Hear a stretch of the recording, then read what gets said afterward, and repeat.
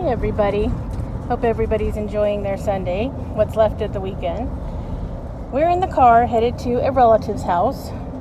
So Finian is here just hanging out, resting on me while we're going down the road. I wanted to take a minute because, I talked about this before, but I wanted to show you.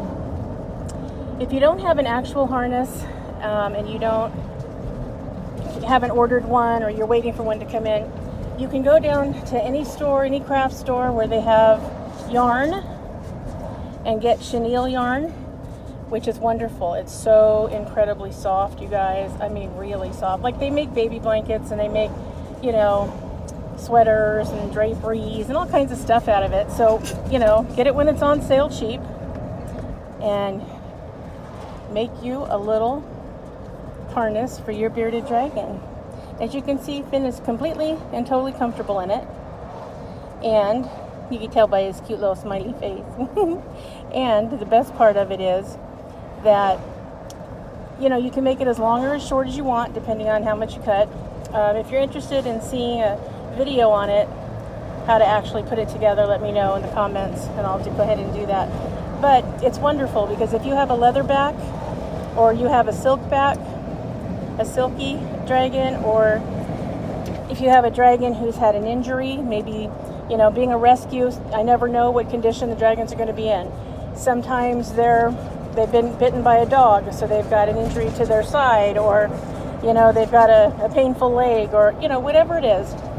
And so you need a harness, but you don't want something that's going to aggravate their skin or an injury or anything like that. So really soft. And I know a lot of people use paracord to make their harnesses. I mean, it's okay as long as you don't make it too tight. The problem is, though, I'm interested in the dragon's comfort because most of the time they're either sick, injured, or traumatized. So what I don't want to do is make anything worse for them. So, yep, chenille yarn, CHENILLE. It's nice and it's thick, so you don't have to worry about it being too tight. I mean, as you can see, you should never have it so tight your dragon can't breathe. So you see here, we've got plenty of room. I mean, I could easily fit a couple of fingers under here, so I know that Finn can breathe just fine.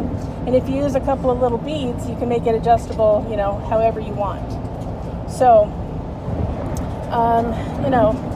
give it a thought, because I'm telling you, best thing I found so far. Anytime you have a dragon that does not have normal scalation, you want to be extra careful about what kind of material you use to make their harness. And please, please, please, have them wear a harness when you take them out. Now, it has nothing to do with how tame your dragon is, has nothing to do with how well behaved they are, or how tightly you have a hold of them. What it has to do with is their safety. Meaning, if anything scares them, if a car backfires and they want to run under a bush or run under a building, a lot of people have lost their pet when it ran under a building.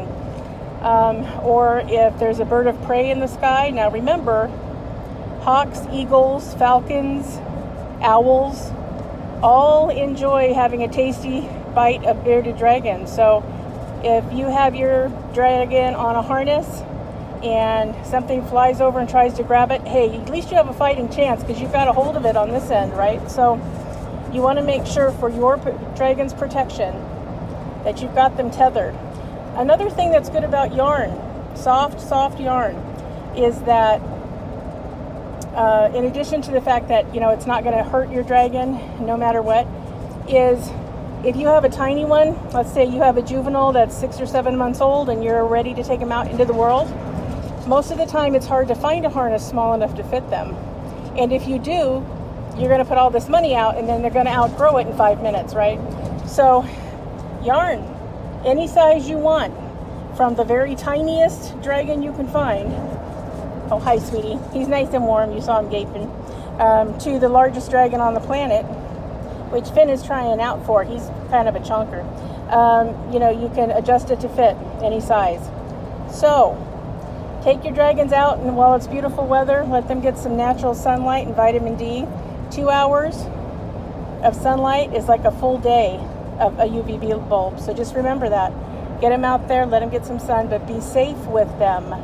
If you live in an area where you're going to have, hawks flying around like I do, we live in an area surrounded by wooded terrain.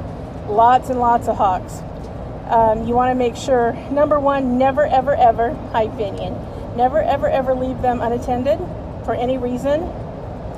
Always be with them.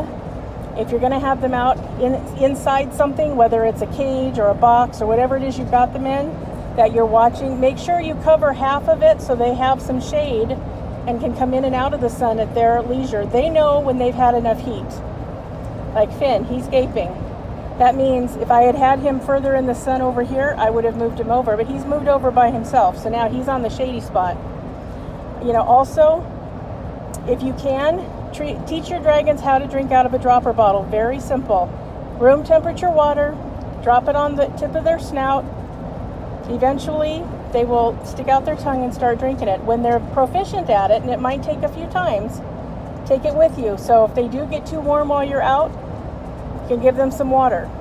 Also, that heat sensor called the parietal eye that's on the top center of their head.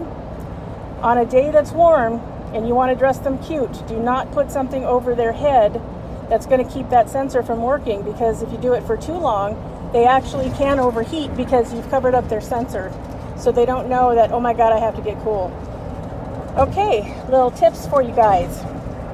And we're just going to keep on headed our way, and we will talk to you again soon. Have a good rest of your day. Bye, guys.